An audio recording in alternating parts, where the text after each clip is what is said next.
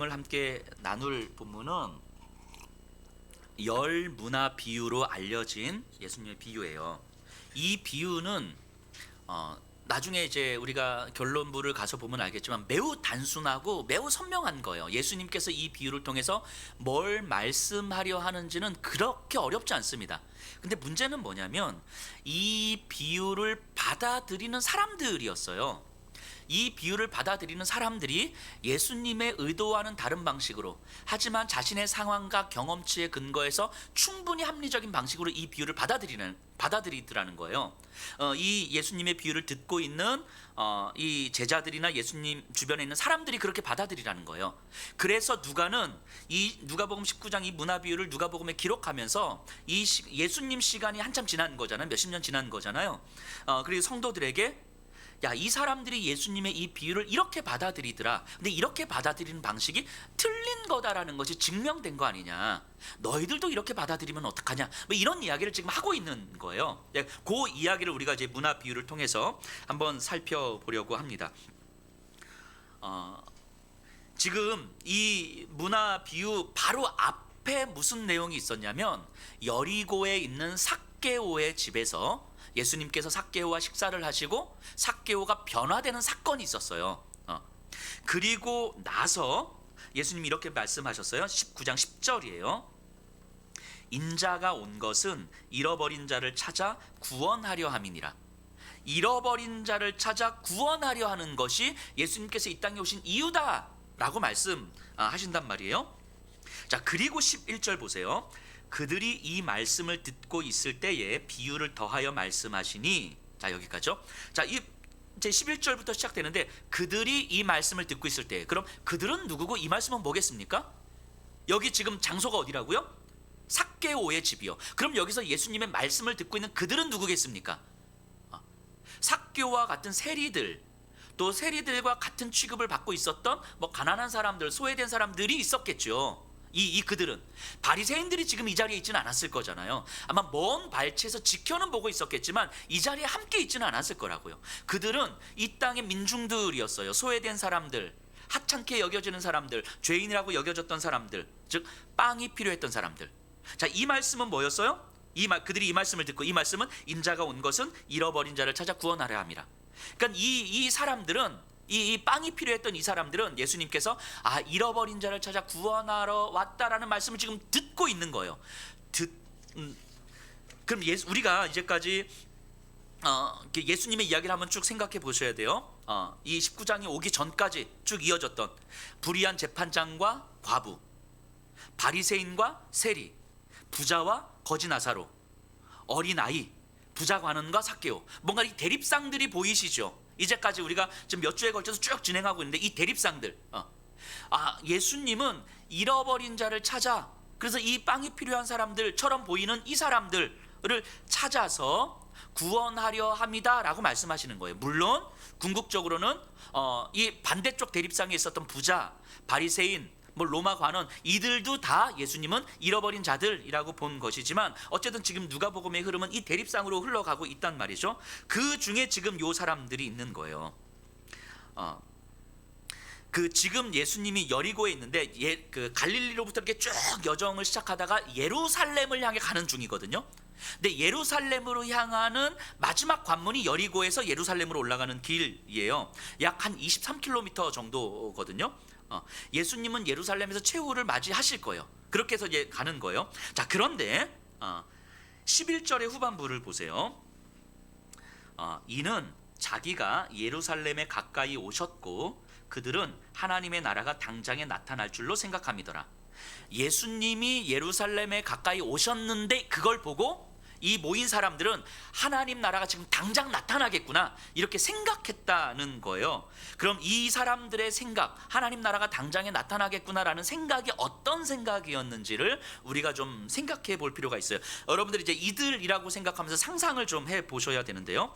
예루살렘은 성전이 있는 곳이에요. 하나님의 임재가 있는 곳. 그런데 이제 예루살렘 성전도 뺏기고 뭐 이렇게 식민지로 다 뺏겼잖아요. 그러면 이 유대인들은요, 예루살렘에 메시아가 임하는 거예요. 메시아가 임해서 성전을 회복시킴으로 말미암아 이스라엘을 회복시킬 거예요. 실제로 유대 역사를 보면요, 600여 년의 식민지를 경험한단 말이에요. 지금 계속 식민지. 근데 그 600여 년의 식민지 중에서 100여 년 정도의 독립국가를 경험했던 적이 있어요.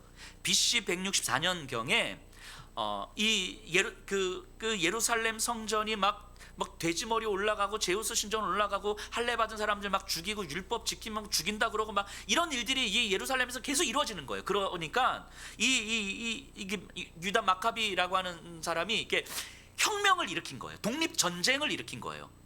이게 말도 안 되는 전력이죠. 이게 절대 이길 수 없는 전쟁인데 이겼어요. 그 독립 전쟁에서 이긴 거예요. 그러니까 유대인들은 어떻게 생각했냐면, 이 예루살렘을 회복하고 성전을 회복하기 위한 전쟁에 하나님이 간섭하셔서 우리에게 승리를 주셨다, 이렇게 받아들인 거예요. 그러니까 마카비 혁명을 통해서 이루신 독립국가는 다윗 왕국의 재현이라고 생각했어요. 그래서 예루살렘 성전이 회복된 거죠. 이 예루살렘 성전이 회복된 것을 기념하여 지키는 절기가 수전절이에요. 수전절. 요한복음에 나오는 수전절. 그 유대인들은 이 수전절을 굉장히 귀하게 여긴단 말이죠. 물론 시간이 지나자 로마에 다시 무너졌어요, 예루살렘은. 어쨌든 유대인들에게 있어서 이 예루살렘은요, 제2의 마카비 혁명이 일어날 곳이었어요. 군사적으로, 정치적으로, 그리고 빵의 문제를 해결해 줄 메시아가 예루살렘에 와서 마카비처럼 하나님의 나라를 이룰 거예요. 우리에게는 힘은 없지만 하나님이 간섭하셔서 이 예루살렘 성전을 회복할 수 있도록 도우실 거예요. 이들에게는 오실 메시아는 이 제2의 마카비로 오셔서 혁명을 승리할 그런 존재였단 말이죠. 그래서 다윗 왕국을 재현하는 거죠. 자, 이 여리고는 이 마이너스 235m 정도거든요. 이 지면이 예루살렘 제일 높은 곳이에요. 그러니까 여리고에서 예루살렘으로 가는 길은 23km지만 산길을 이렇게 올라가야 되는 거예요. 조금 고된 길이긴 하죠. 그러니까 유대인들에게요, 여리고에서 예루살렘으로 올라가는 길은 마지막 관문과도 같은 길인 거예요. 마지막 고된 길, 마지막 고난, 이 길만 들어가면 이제 예루살렘에 들어가는 거고, 예루살렘에 들어가면 여기서 뭔가 일어날 거거든요. 그러니까 이 마지막 관문과도 같은 길인 거죠. 자, 그럼 이런 생각을 하고 있는 사람들이었단 말이에요. 지금 예수님 주변에 있는 사람들이. 이 사람들이 예수님과 함께 여리고에서 예루살렘으로 가려고 하는 거예요. 자, 그러면 이들은 어떤 기대감을 갖고 있었겠습니까? 예수님을 생각해 보세요. 예수님은 많은 사람들이 지금 따르고 있고요. 정치 및 종교 지도자들이 예수님 때문에 긴장하고 있잖아요. 심지어는 바로 좀 전에 삭개오의 집에서 삭개오의 재산을 가지고 가난한 자들에게 빵의 문제를 해결해 줬잖아요. 이들이 바라는 메시아상 아닙니까? 정치적으로 자유를 주고 우리에게 빵을 주는. 그런데 그 예수님이 지금 여리고에 있는데 예루살렘을 향해서 가신대. 그 이들이 무슨 기대를 했겠습니까? 예수님과 함께 마지막 관문처럼 여기는 이 길을 걸어가는 것이 이제 당장 이루어질 하나님의 나라에 대해서 가슴 벅차하고 들뜨고 기대감 있고 신나고 이러지 않았겠습니까? 이제 예수님이 예루살렘에 가시기만 하면 거기서 제2의 마카비 혁명이 일어날 수 있는 거예요. 이제 새로운 나라에서 정치적인 자유와 빵의 문제를 해결한 채 살아갈 수 있는 거지요. 비록 지금 우리가 힘은 없지만 말씀드렸던 것처럼 하나님이 간섭하셔서 이 예루살렘 성전을 회복시켜 주실 거예요. 저 로마 군인들을 정복할 거예요. 이것이 예수님 주변에 모여있던 사람들이 가지고 있었던 생각이었어요. 이 기대감으로 지금 예수님 옆에 있는 거예요. 이들은 진지했고요, 이것이 이들의 믿음이었어요. 하나님께서 우리에게 허락하실 믿음이었어요. 결국 이들에게 하나님의 나라는 자유와 빵이었던 거죠.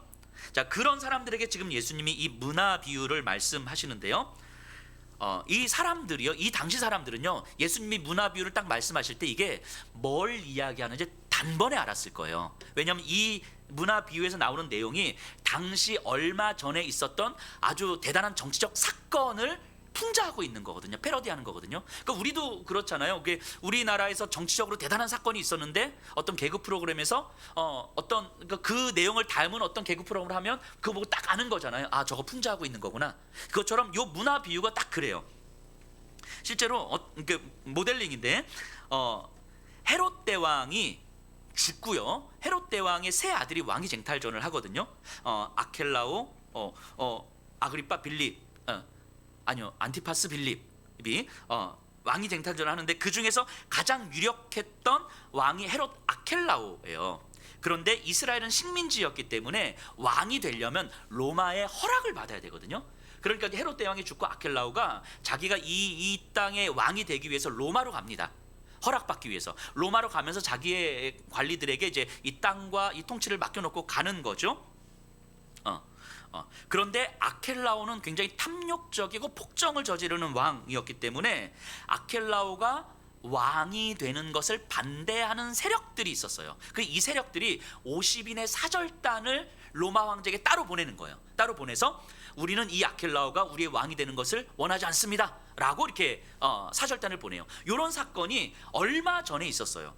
이 아켈라오가 이제 다시 돌아와서 정말 이렇게 뭐 숙청하고 뭐 이런 일들이 있었단 말이죠. 자, 요 내용이 12절에서 14절에 나오는 내용인데 요 역사적 사건을 머릿속에 놓고 요 본문을 한번 보세요. 12절부터 읽어볼게요. 이르시되 어떤 귀인이 왕 위를 받아가지고 오려고 먼 나라로 갈 때에, 이게 어떤 장면인지 이해가 되시겠죠? 그 종 열을 불러 은화 10문화를 주며 이르되 내가 돌아올 때까지 장사하라 하니라. 그런데 그 백성이 그를 미워하여 사자를 뒤로 보내어 이르되 우리는 이 사람이 우리의 왕됨을 원하지 아니하나이다 하였더라. 이게 그 헤롯 아켈라오의 얼마 전에 있었던 그 사건에 대한 이야기예요. 그래서 아켈라오가 예루살렘에 돌아왔을 때 대제사장을 확 잘라버리고 새로운 대제사장을 임명하고 뭐 이런 일이 있었던 거죠. 사람들은 이 비유를 들으면서 이제 뭘 이야기하는지 단번에 알아차렸을 거예요. 자, 이 비유를 조금만 더 비유 안에서 살펴볼게요. 일단 한 문화씩 나눠줬다고 했는데 이 문화는요 100데나리온, 한 데나리온이 1일치 노동력이라고 생각하면 100일치의 노동력 임금이라고 생각하시면 돼요. 그러니까 오늘로 환산하면 한 1,000만 원에서 1,500만 원 정도, 뭐 이 정도 금액 아닐까 싶어요. 한 문화는. 자, 이 귀인이 종들에게 한 문화씩 이렇게 나눠주면서 이걸로 장사해라 라고 명령을 했어요. 그리고 돌아와서 종들을 부릅니다. 자, 첫째 종이 왔어요. 자, 한 문화로 10문화를 남겼습니다. 야, 너 잘했다, 내가 상급 줄게. 또 두 번째 종이 왔어요. 한 문화로 5문화를 남겼습니다. 너도 잘했다, 상급 줄게. 자, 이제 세 번째 종이 왔는데 20절이에요. 또 한 사람이 와서 이르되 주인이여 보소서, 당신의 한 문화가 여기 있나이다. 내가 수건으로 쌓아 두었었나이다. 자, 이 종은요 문화 하나를 수건으로 쌓아둔 다음에 그대로 한 문화 그대로 갖다 준 거예요. 자, 유대인들에게 있어서요 이게 토라라고 하죠. 토라, 기록된 성경 외에 가장 오래되고 가장 권위 있는 유대의 구전 전승을 묶음집이 있거든요. 이걸 미쉬나라고 해요. 미쉬나. 그러니까 성서 토라 외에 매우 중요한 어떤 권위를 갖고 있는 거죠. 유대인들에게 이 미쉬나에 대한 해설집이 탈무드인 거예요. 자, 이 미쉬나에 보면 이런 내용이 있어요. 제가 한번 읽어볼게요. 누군가에게서 돈을 이제 맡은 거예요. 맡은 돈을 땅에 묻어두는 것은 도둑에 대비한 가장 좋은 대비책이며 땅에 묻어두었다면 도둑을 맞더라도 그 책임에서 벗어난다. 하지만 어떤 사람이 맡은 돈을 수건에 쌓아두었다면 그는 손실이 조금이라도 발생했을 때 그 책임을 져야 한다. 이게 이제 미시나에 있는 내용이에요. 그러니까 이때 당시에 재산을 관리하는데 가장 좋은 방법은 땅에 묻어놓는 거였어요. 근데 누군가의 돈을 맡았을 때 이걸로 그냥 보존하려면 땅에 묻어두는 거죠. 그런데 수건으로 쌓둔다라고 하는 것은 부주의하게 관리했다, 이런 의미예요. 그래서 잃어버리면 이거를 책임져야 된다라는 내용이에요. 자, 요런 관점에서 이 세 번째 종을 본다면 이 세 번째 종은요 이 한 문화를 가지고 장사해라 하는 명령에 대해서 불순종했죠. 첫 번째는. 그리고 자신에게 맡겨진 이 문화를 잃어버리진 않았지만 부주의하게 보관한 거죠. 이게 태만이죠. 태만. 그러니까 무엇을 명령받았는지를 생각하지 않아요. 불순종인 거고요. 내가 받은 문화에 대해서 태만했어요. 부주의했어요. 불순종과 태만이 이 세 번째 종의 죄인 거죠. 자, 근데 이 종이 자기를 변명을 해요. 21절이에요. 이는 당신이 엄한 사람인 것을 내가 무서워함이라. 당신은 두지 않은 것을 취하고 심지 않은 것을 거두나이다. 이 말은 이 표현 자체가 당시의 어떤 상업적인 용어거든요. 그냥 우리가 이렇게 좀 풀려 있어가지고 뭐 그런가 보다 했는데 상업적으로 비즈니스 할 때 쓰는 말인데 굉장히 어떤 느낌이냐면 되게 이 아주 악독한 그 악독한 그 있잖아요. 이렇게 막 고열까지 빨아먹는, 이렇게 돈 빌려주고 진짜 뭐 5부이자 7부이자 받아먹는 뭐 이런 느낌의 사람을 이야기할 때 이런 표현을 쓴단 말이죠. 그러니까 이 종이 뭐라고 이야기하는 거냐면, 당신이 두려웠습니다. 혹시 이거 가지고 내가 잘못되면 당신이 나에게 모든 책임을 다 물을 텐데, 그 이상 몇 배로 물을 텐데, 그런 당신이 두려웠습니다. 그래서 이것을 그대로 보존하는 방식을 나는 선택했습니다. 요 얘기하는 거예요. 결국 이 종의 마음을 한번 생각해 보세요. 이 종은요, 어떻게 하면 내가 더 안전할 수 있는가에 지금 집중하고 있는 거죠. 결국 관심이 자기에게 집중되는 거예요. 그러니까 내가 받은 문화도, 내가 받은 명령도 내 안전에 대한 두려움 안에서 생각하는 거예요. 그러니까 내가 받은 명령보다 두려움이 더 큰 거죠. 그러니까 명령을 수행하기보다는 두려움으로부터 안전하게 지키는 방식을 선택하는 거예요. 결국 아주 쉽게 말하면 이런 거죠. 뭐 이것 때문에 안 되고 저것 때문에 안 되고, 뭐 이래서 못하고 저래서 못하고, 그래서 아무것도 못하는 그런 거. 그렇죠? 자, 22절 23절 보세요. 주인이 이르되 악한 종아, 내가 내 말로 너를 심판하노니 너는 내가 두지 않은 것을 심지 않은 것을 거두는 엄한 사람인 줄로 알았느냐? 그러면 어찌하여 내 돈을 은행에 맡기지 아니하였느냐? 그리하였으면 내가 와서 그 이자와 함께 그 돈을 찾았으리라 하고. 약한 종아 라고 책망을 해요. 그러면서 하는 말이 뭐냐면, 이자놀이라도 하지, 그럴 거면. 자, 이 말은 차라리 이자놀이라도 하지, 그래서 이걸 말하는 게 아니라, 이자놀이를 한다는 것이 유대인들에게는 경멸받을 일이잖아요. 해서는 안 되는 일, 고리대금업이라고 하는 것 자체가 금지된 일이란 말이죠. 그렇다면 이 고리대금업을 하는 것만큼 나쁜 거야, 요 얘기를 지금 하고 있는 거죠. 불순종과 태만한 것, 내가 너에게 맡긴 것이 무엇인지 알지 못하는 것, 내가 너에게 명령한 게 무엇인지 알지 못하는 것은 고리대금업을 하는 것과 똑같이 나쁜 거야, 이런 이야기를 하고 있는 거죠. 그리고 27절에 그리고 내가 왕됨을 원하지 아니하던 저 원수들을 이리로 끌어다가 내 앞에서 죽이라 하였느니라. 그래서 숙청을 하죠. 자, 그러면 이 비유가 이제 끝났어요.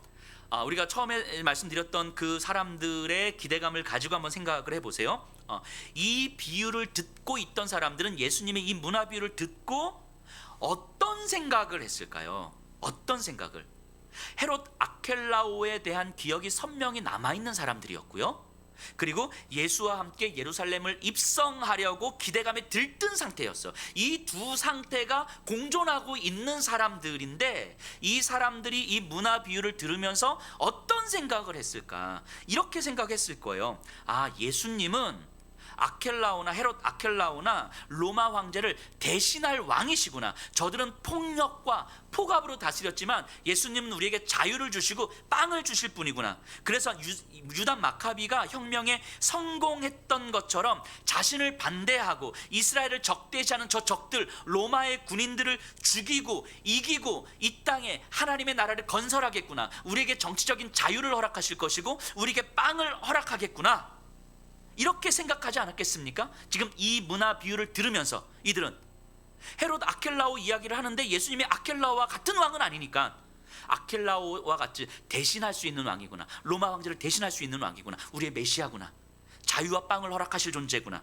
그러면 예수와 함께하는 우리들은, 예수와 함께 예루살렘을 들어가려고 하는 우리들은 예수님으로부터 문화를 받은 사람들일 텐데, 그럼 예수께 더 충성하고 예수께 더 헌신해야 되겠구나. 불순종과 태만은 안 되겠구나. 이런 메시지로 받아들이지 않았겠습니까? 이들에게 있어서 문화는 뭐겠습니까? 그럼 왕이 되실 예수님께서 맡기실 일인 거죠.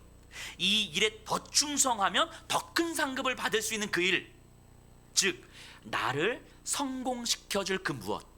이들에게 있어서 문화는 예수님께서 나에게 주셨지만 이거에 충성하면 더 큰 상급을 주실, 내가 더 성공할 그 무엇이었던 거예요. 그러니까 예수님께 바짝 붙어서 예수님께서 맡기신 일이 무엇인지를 듣고 따르려고 하는 거죠. 28절 보세요.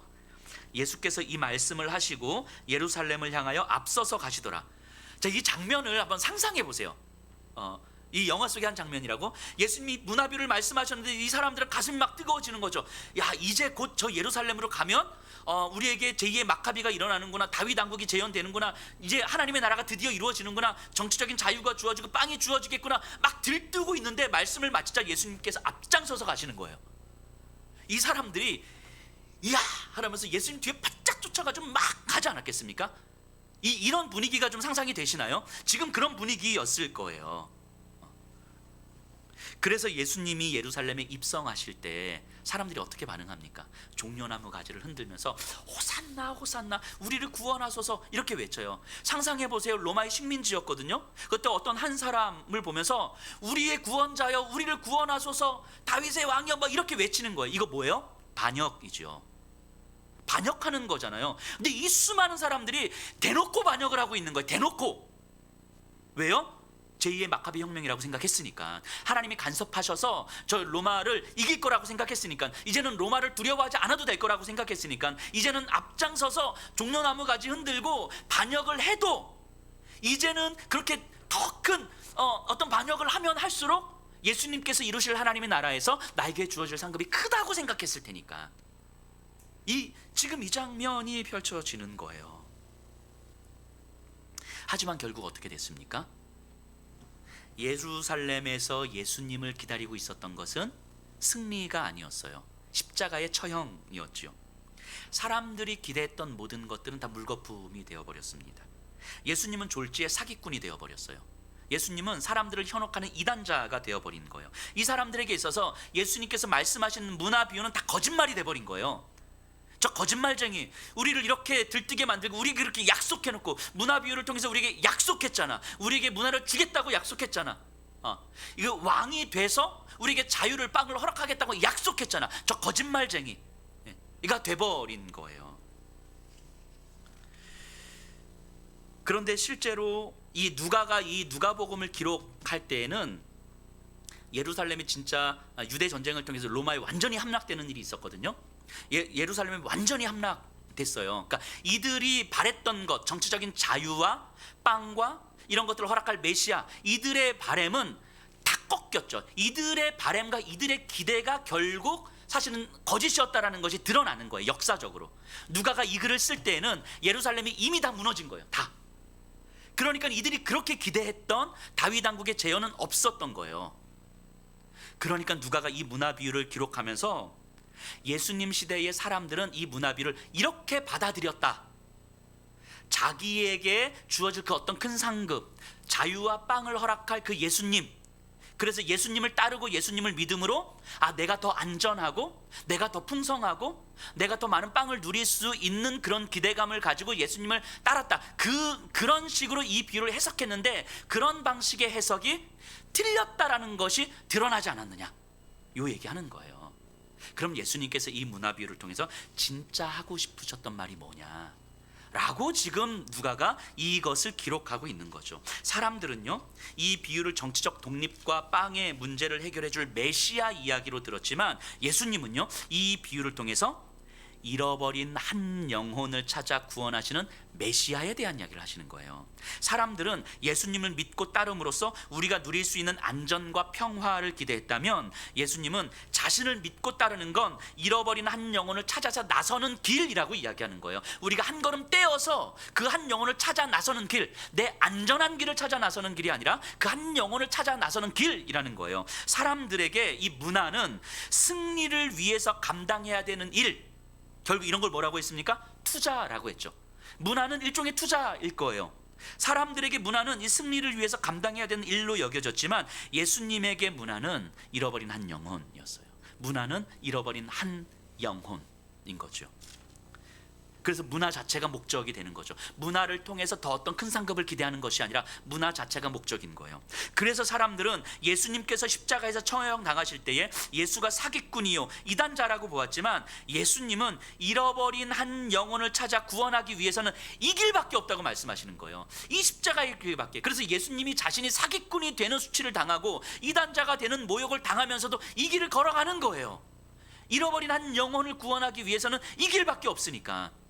로마 제국을 무찌르고 승리하는 방식으로 정치적 독립을 쟁취할 수는 있지만, 하나님으로부터 멀어진 죄의 권세 아래 놓여진 이 한 영혼을 찾아 구원하는 일은 불가능하다는 거예요. 정치적 독립으로는 불가능하다는 거죠. 빵으로는 불가능하다는 거예요. 그게 사람들은 예수님을 따름으로 헌신하는 듯 하지만 더 안전한 승리를 기대했던 거예요. 그래서 결국 자기 자신에게 관심이 집중되어 있는 거죠. 하지만 예수님은 자신을 따르는 길, 나를 따르는 길은 내가 아니라 다른 사람들의 영혼, 잃어버린 한 영혼, 다른 사람들의 영혼에 관심이 집중되는 삶이라는 거예요. 그 영혼을 찾아 한 걸음 떼어가는 것, 그래서 내 안전을 버리는 것, 이게 예수님을 따르는 길이라고 이야기하는 거예요. 누가는요, 지금 교회의 성도들에게 이 메시지를 던지고 있는 거예요. 이 사람들이 이해했던 방식이 사실은 다 틀렸다라는 것이 역사적으로 증명되지 않았느냐. 예수님을 따름으로써 안전을 추구하려고 하는 것은 결국 자신에게 관심이 집중된 삶이라는 거예요. 결국 한 문화를 남기는 그 종과 똑같은 거죠. 우리에게 맡겨주신 문화가 무엇인지도 모르고 그 문화를 주시고 우리에게 무엇을 명령하셨는지도 모르는 불순종과 태만한 그 종과 같다고 이야기하는 거예요. 그러니까 이 비유를 듣고 있는 예수님 주변의 사람들은 다 누구와 같다고 이야기하는 거예요? 수건에 싸두었던 그 한 종과 같다고 이야기하는 거예요. 이 사람들은. 그런데 누가는 이것이 아니다라고 역사적으로 증명됐음에도 불구하고 이 성도들에게 너희도 여전히 예수님을 믿고 예수님을 따름으로 내 안전과 내 편안함과 내 승리를 얻으려고 하느냐, 그것이 불순종과 태만한 그 악하고 게으른 종이라는 사실을 너희가 모르겠느냐라고 지금 누가는 이야기하고 싶은 거예요. 이 비유를 통해서. 자, 이 비유에서 귀인은요, 마지막에 자신을 반대했던 사람들을 어떻게 했어요? 숙청했잖아요. 죽였잖아요. 하지만 예수님은 어떠셨습니까? 십자가 위에서 자신을 반대하고 자신을 죽이려는 자들을 향해서 아버지여 저들의 죄를 용서하여 주옵소서. 저들은 자신이 하는 것을 알지 못합니다 라며 아버지를 향하여서 긍휼을 기도해요. 세상의 방식은요, 자기 힘을 과시하는 방식으로, 자기 안전을 추구하는 방식으로, 자신의 적대 세력들을 누르는 방식으로 움직이지만 예수님의 방식은 자기에게 집중하려는 마음을 끊어내는 거예요. 그러니까 나를 공격하는 자들을 향하여서 아버지 쟤네들 죽여주세요가 아니라 아버지 쟤네들 용서해주세요. 내 자신을 향한, 내가 내 자신을 향한 관심을 끊어내는 거예요. 다른 영혼들을 향해서 내 마음을 흘려보내고 있는 거죠. 이게 예수님의 방식이라고 이야기하는 거예요. 이게 문화를 주신, 한 영혼을 우리에게 주신 이유고, 그 한 영혼에게 우리가 믿음으로 반응하는 방식, 우리의 삶을 흘려보내는 방식이 이거다라고 이야기하는 거예요. 우리에게 주신 문화를 알지 못하고 그 문화를 대하는 믿음의 태도가 없으면 우리는 예수님 주변의 사람들이 기대했던 그런 방식의 삶을 살 수밖에 없는 거죠. 내 자신에게 집중하려는 마음을 끊어내려는 그런 삶의 방식이 아니고서는 잃어버린 그 한 영혼을 찾아 나서는 길은 불가능하기 때문인 거예요. 어쩌면 이 누가의 성도들은요, 이들도 한 문화로 살아갔던 삶이잖아요. 로마 제국 아래에서 자신이 잃어버린 한 영혼이었는데 예수님으로부터 명령을 받은 그 누군가가 자기를 찾아냈고, 그래서 자기가 지금 교회 공동체 안에 들어와 있는 거잖아요. 이 글을 읽고 있는 누가의 성도들은 나도 잃은 영혼이었었는데 누군가로부터 나도 이 교회 공동체 안에 들어와 있는 거겠구나. 나는 찾아진 바 된 문화구나. 예수님께서 나를 찾아오셔서 나를 하나님의 자녀로 삼아주신 그 문화구나. 더 이상 잃어버린 한 문화가 아니라 찾아진 문화구나.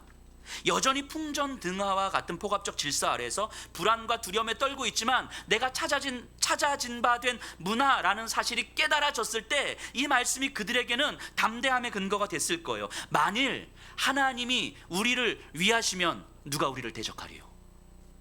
로마서 8장 30절에서 사도 바울이 이렇게 이야기하잖아요. 하나님이 우리를 대적하시면 하나님이 우리를 위하시면 누가 우리를 대적하리요? 찾아진 바 된 문화라는 건 하나님이 우리를 위하고 있다라는 거잖아요. 우리를 찾고 우리를 붙들고 있다는 거잖아요. 풍전등화와 같은 이 로마 제국의 폭압적 질서 아래에서 내 안전은 내가 책임지는 것이 아니겠구나. 나를 위하는 하나님께서 내 안전을 책임져 주시는 거겠구나. 이것이 깨달아지는 거죠. 하나님이 나를 책임져 주시면 누구도 나를 대적할 수 없는 거겠구나. 여전히 불안과 두려움 가운데 살아가고 있지만 이 말씀이 믿어져서 내가 내 안전을 챙기기 위해서 내 모든 삶의 관심이 나에게 집중되지 않는 삶을 살아가는 거예요. 그래서 이들은 누구를 바라보는 거예요? 주변의 또 다른 문화들을 바라보는 거예요. 또 다른, 나에게 맡기신 문화가 누구인지 그 문화를 위해서 나에게 하신 명령을 따랐을 거예요. 다른 영혼들을 섬기며 사랑하는 일을 했을 거예요. 그래서 실제 초대교회에 보면 그 적은 그리스도인들이 막 역병이 돌고 질병이 돌았을 때 사람들이 다 떠나잖아요. 사람들이 그 손가락질하고 막 박해하고 핍박하고 못 살게 굴고 먹고 사는 문제를 다 끊어버리고 막 이랬던 아주 나쁜 박해자인데 그 마을에서 질병 역병 걸린 거예요. 사람들이 다 도망갔어요. 그리스도인들은 그 사람을 치료해 주더라는 거죠. 내 안전을 내가 책임지는 방식이 아니라 나에게 집중되려는 관심을 끊어내고 하나님께서 나에게 허락하신 한 문화일 수 있겠구나. 그 영혼을 향하여서 하나님께서, 예수님께서 우리에게 주신 그 명령을 따르는 거예요. 그게 결코 쉽진 않았을 거거든요.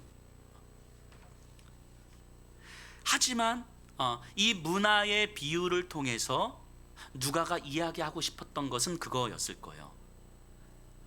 예수님이 우리를 그렇게 찾아오셨다면 우리가 찾아가야 될 그 영혼들, 그 영혼이 나하고 친한 사람이든 안 친한 사람이든, 내 원수든 아니든, 내가 모르는 사람이든 아는 사람이든, 나에게 은혜를 갚을 수 있는 사람이든 아니든, 그것과 상관없이 예수님께서 우리에게 주신 문화라는 거죠. 오늘날 우리들에게도요, 이 문화 비유는 우리의 믿음을 정직하게 들여다보게 하는 것 같아요. 우리가 믿음이 있다고 이야기하거든요. 예수님을 믿습니다라고 이야기를 하는데, 믿음이 있는 것과 믿음을 믿음의 방식으로 살아내는 건 다른 문제일 거거든요. 믿음이 있는데 우리의 삶은 여전히 나에게 익숙한 방식이고 내가 편리한 방식이고 관심이 나에게 집중된 방식으로 살아가고 있다면, 믿음은 있지만 믿음의 방식으로 살아가는 건 아닐 거잖아요. 하나님께서 우리에게 맡겨주신 문화가 무엇인지 알고 그 문화에 대한 믿음의 방식으로 우리가 반응하고 있는지를 이 문화 비유는 우리에게 정직하게 보게 해주는 거예요. 우리는 과연 우리의 믿음을 믿음의 방식으로 살아내고 있는 것인지, 믿음을 나에게 익숙한 방식으로 살아내는 것인지. 그래서 우리들의 삶의 현장에서 우리에게 주신 문화를 조금 더 구체적으로 한번 생각해 보려고 합니다. 우리의 삶의 현장은 크게 보면 직장, 학교, 가정, 교회, 지역 아니겠습니까?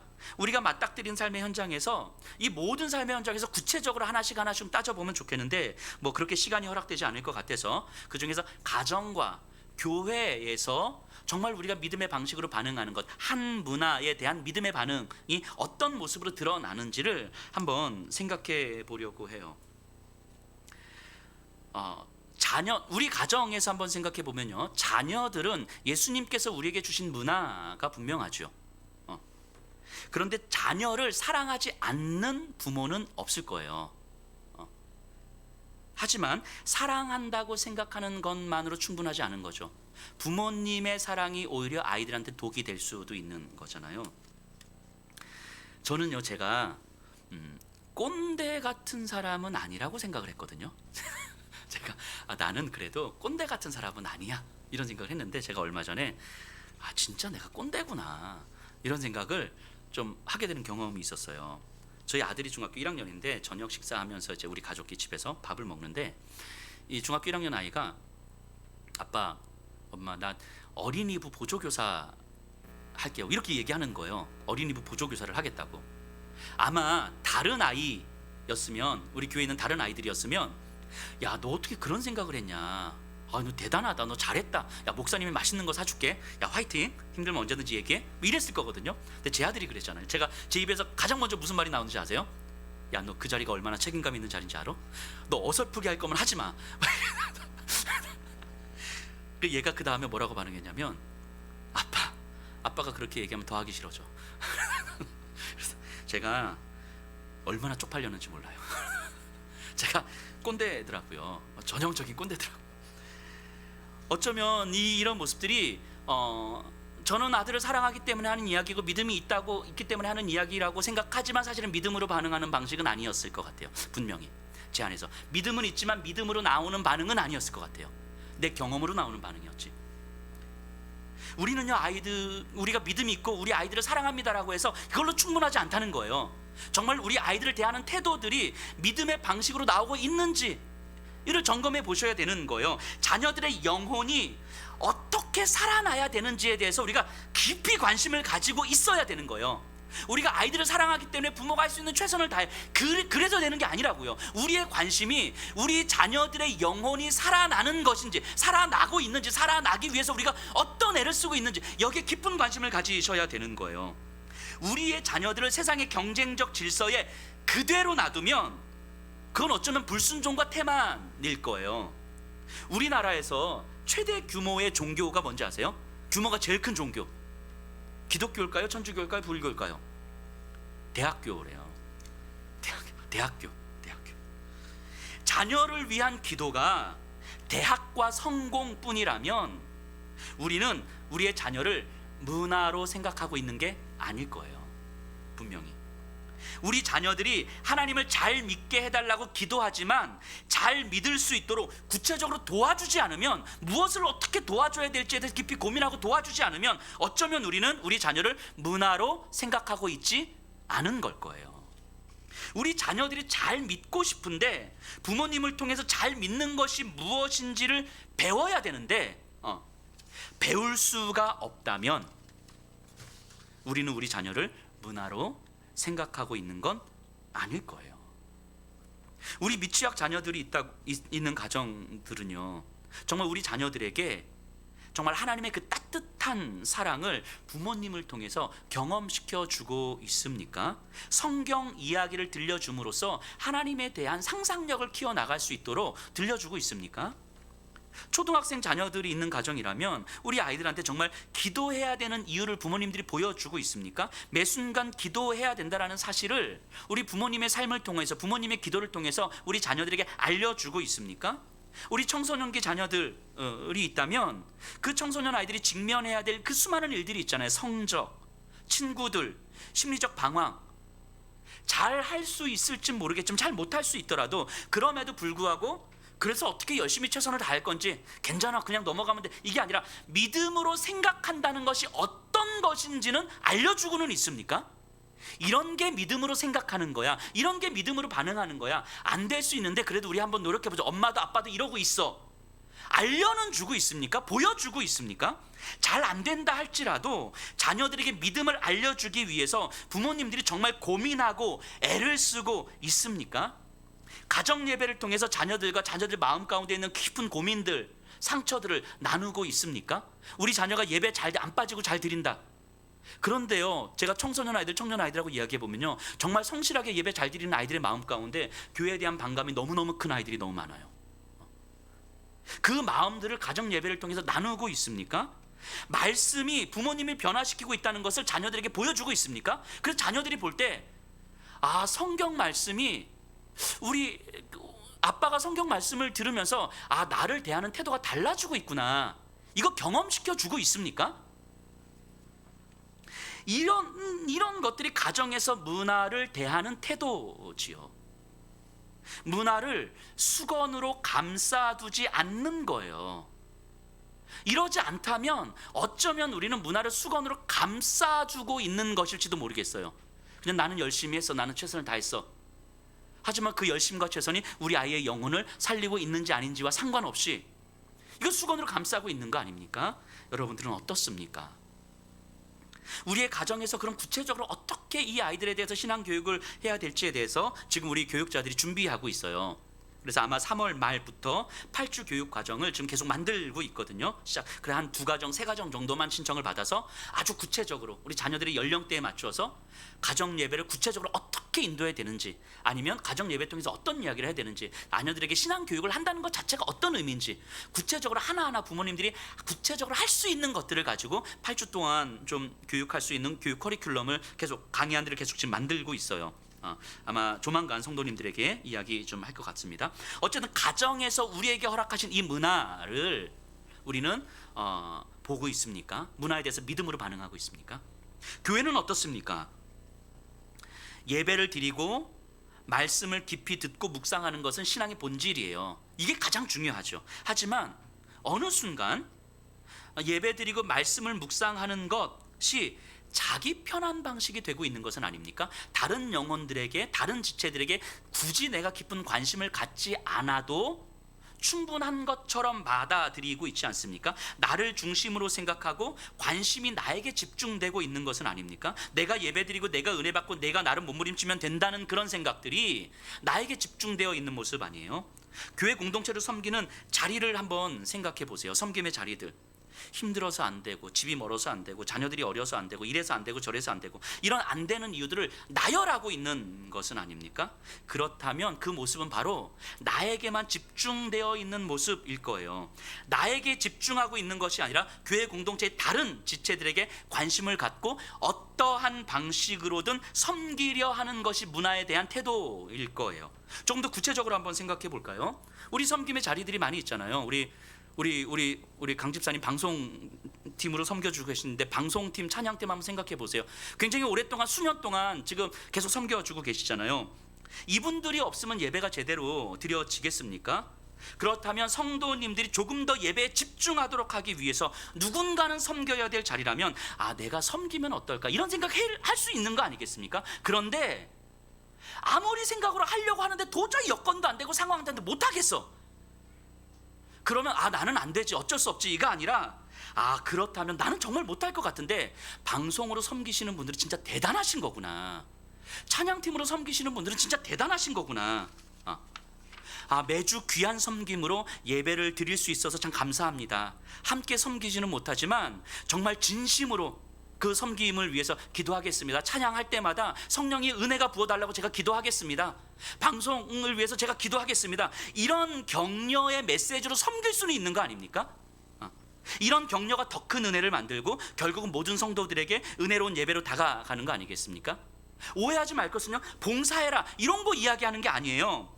어떤 행위에 대한 이야기를 하는 것이 아니라 문화로 주어진 다른 영혼들을 향한 태도에 대한 이야기를 하는 거예요. 이런 태도가 교회에서 문화를 대하는 우리의 믿음의 반응일 거예요. 반찬 봉사하시는 분들도 있죠. 자기 재정 써가면서 시간 내가면서 예수평화교회를 대표해서 필요한 곳에 반찬을 내어주는 거잖아요. 그분들의 섬김이 그냥 하는 거 아니잖아요. 그러면 내가 그렇게 계속은 못하지만 반찬 하나 정도는 내가 만들어서 좀 보탬이 될 수 있지 않을까? 그것도 정말 힘들면 반찬 봉사하시는 분들에게 정말 너무 감사하다고, 우리 예수평화교회를 대표해서 그렇게 섬겨주셔서 감사하다고, 그 기도하겠습니다. 이 격려의 메시지로 섬겨줄 수 있는 거 아니겠어요? 우리 재정팀장님 한번 보세요. 저는 정말 제가 너무 이상을 꿈꾸잖아요. 집사님, 우리 교회 재정 다 털어서 굳이 할까요? 이상을 꿈꾸는 저에게 맞추자니 불안하고, 그렇다고 현실적으로 생각하자니 이게 믿음의 선택이 맞나 고민도 되고, 얼마나 고민이 많으세요. 이게 재정팀장님 3년을 임기로 하는데요, 제 3기 끝나고 올해가 4년 차인데 이어서 맡아서 하실 분이 없어가지고 4년 차 지금 하고 계시는 거예요. 그러면 누군가는 옆에서 여목사님하고 같이 재정 보는 거 힘드시죠? 그래서 재정으로, 집사님의 섬김으로 인해서 저희가 교회 재정에 대해서 더 신뢰하게 됩니다. 이런 격려 한마디 해주신다면, 혼자서, 그 재정팀 혼자서 하시는 거잖아요. 혼자서 씨름하는 자리에서 정말 힘이 나지 않겠습니까? 이런 방식으로 우리가 섬길 수 있는 거 아니겠어요? 그냥 섬기는 사람은 당신들이 알아서 하고 그냥 나는 내가 예배 드리면 돼. 이게 수건으로 감싸두고 있는 거 아닐까요? 다음 세대 한번 생각해 보세요. 지난주에도 잠깐 말씀드렸던 것처럼 이 지금 청소년 아이들 기준으로 해서 기독교 인구가 3.3%라고 하잖아요. 그러면 학교 가면 우리 애 하나가 기독교인이고 나머지는 다 기독교인이 아니란 이야기예요. 그런데 저는 단언하건대 확신하건대 하나님께서는 우리 다음 세대 아이들을 절대 포기하지 않으실 거거든요. 우리 어른들이 이 아이들에게 관심을 안 가져도 하나님은 이 아이들을 포기하지 않으실 거예요. 그래서 이 아이들을 붙드시고 하나님께서 교회로 이제 보내주셔야 되는데, 근데 보낼 교회가 없는 거예요. 왜냐하면 이 아이를 교회로 보내면 그 교회에서는 누군가는 이 아이들을 사랑하고 이 아이들을 섬기고 이 아이들에게 복음을 이야기하고 보여줄 수 있는 어른들이 있어야 되잖아요. 근데 어른들이 있는 것 같은데 이 아이들을 보냈을 때 이 아이들을 사랑할 어른이 없고, 이 아이들을 섬길 어른이 없고, 이 아이들에게 복음을 제시할 어른이 없는 거예요. 그 모습을 바라보는 하나님의 마음이 아프지 않으시겠습니까? 그 하나님의 가슴이 찢어지지 않으시겠어요? 그 하나님의 가슴 아픔을 품고 느낀다면 가슴 찢으며 눈물 흘리는 그 한 사람이 있어야 되는 거 아니겠어요? 교회에는 그 한 사람이 있어야 되는 거 아니겠냐고요.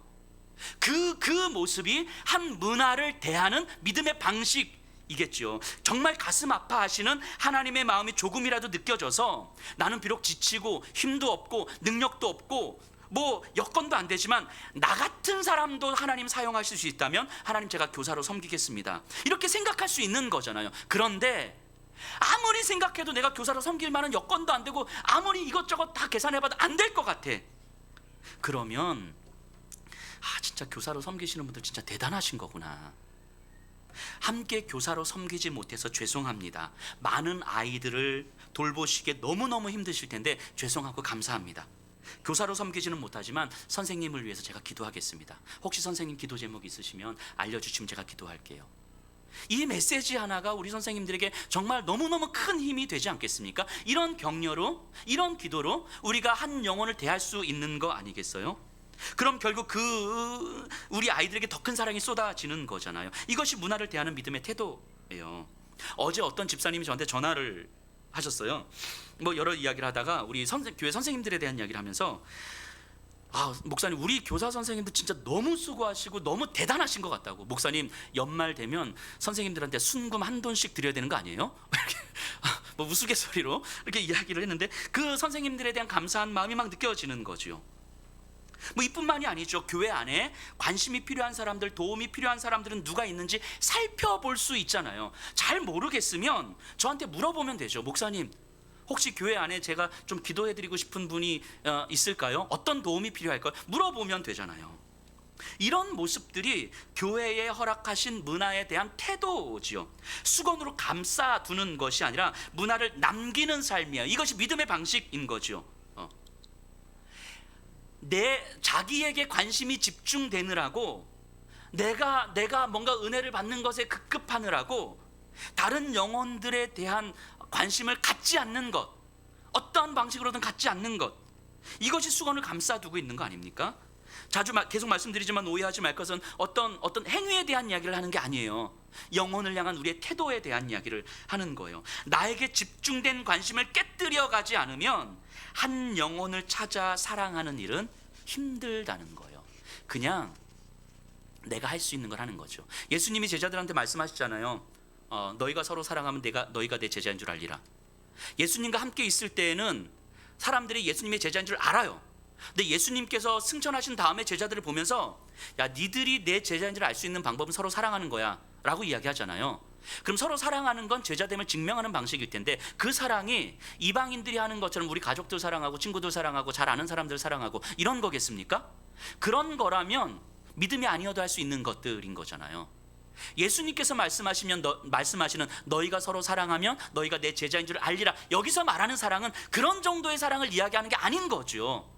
예수 그리스도를 향한 그 믿음이 아니면 불가능한, 나를 그렇게 핍박했던 자들이 질병에 걸려서 죽어갈 때 그를 살릴까 말 것인가를 고민할 때 그럼에도 불구하고 그를 살리는 방식으로 한 걸음 떼어가는 것, 내가 전혀 알지 못하는 사람인데 그럼에도 불구하고 저를 위해서 기도 한번 해줄 수 있는 것, 나는 모르지만 교회 공동체에서 섬기는 어떤 모습들을 보면서 정말 문자 메시지든 전화든 만나서 인사든 정말 격려의 메시지를, 감사의 메시지를 전할 수 있는 것, 내 관심사가 아니어도 기꺼이 나에게 집중된 관심을 끊어내므로 다른 영혼들을 향해서 한 걸음 한 걸음 내디뎌 보는 것, 이런 사랑의 모습이 너희가 내 제자인 줄 알리라 라고 말씀하시는 거 아니겠습니까? 우리는 매 순간 조금만 정신줄 놓으면 나에게로 마음을 집중시켜요. 나에게로.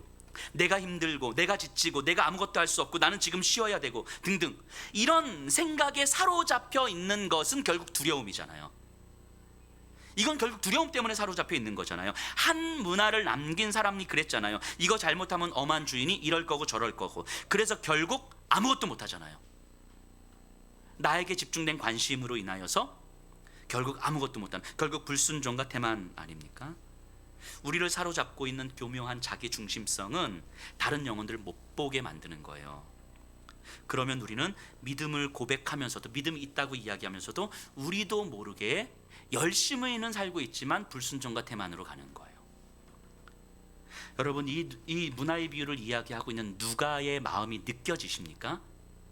분명히 이들의 반응이 틀렸다라는 것이 검증됐음에도 불구하고 여전히 교회 안에서 성도들이 이 예수를 따르는 이 사람들처럼 예수님을 따르고 있는 모습들을 보고 있는 이 누가의 마음이 느껴지십니까?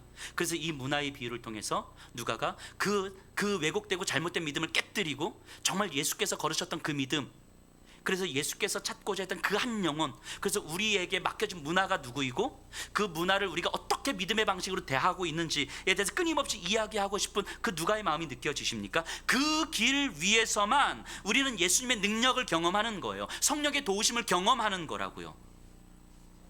그게 성숙해져가는 과정인 거죠.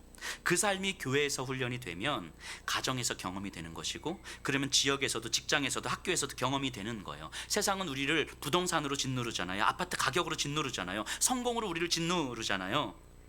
하지만 한 영혼을 찾아 살리려는, 한 문화를 제대로 볼 수 있는 그 한 사람을 통해서 하나님은 지금도 여전히 일하고 계시더라는 거예요. 그 사람이 능력이 있느냐 없느냐가 아니에요. 여건이 되느냐 안 되느냐가 아니라 그 한 영혼을 찾아 헤매는 그 한 사람을 통해서 하나님은 일하시더라는 거예요. 세상의 방식으로는 결코 볼 수 없는 그 한 영혼의 존귀함을 우리에게는 보이는 거예요. 그 영혼이 얼마나 존귀한지 나하고 친하지 않아도 보이는 거예요.